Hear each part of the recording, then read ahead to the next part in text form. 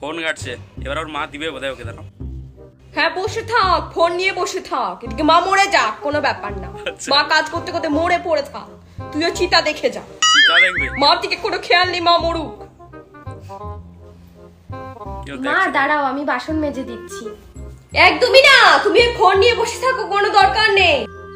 তারপর কাচের cup glass গুলো ভেঙে আমার আরো সর্বনাশ করে দেবে, একদম নষ্ট করে দেবে জানো। আর কোনো কাজে তো লাগে না, দামি খাসি আর সব শেষ করে, সব শেষ করে জানো।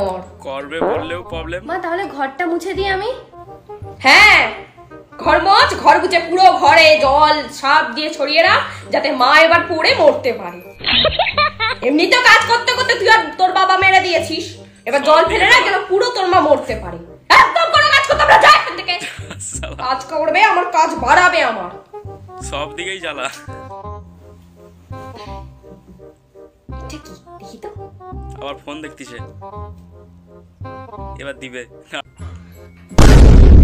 যেই বললাম কাজ করতে লাগবে না, অমনি চিতা নিয়ে বসে গেছিস না। উঠছে। আর কোনো দিকে নজর নেই, মা বললো অমনি কাজ করবো না, নিজের কোনো হুঁশ নেই না। একদম।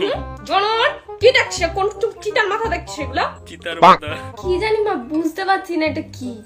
বাহ, জানি না, কিন্তু তাও ওই চিতা দেখতেই হবে, হুম। বুঝুক আর না বুঝুক, ওটা নিয়ে থাকতেই হবে। একদম। কেন মনে হয় না, একটু মনে হয় না যে বইটা নিয়ে একটু বসি? হ্যাঁ বুঝিস না, দেখিস কেন তাহলে? এগুলো দেখিস কিসের জন্য?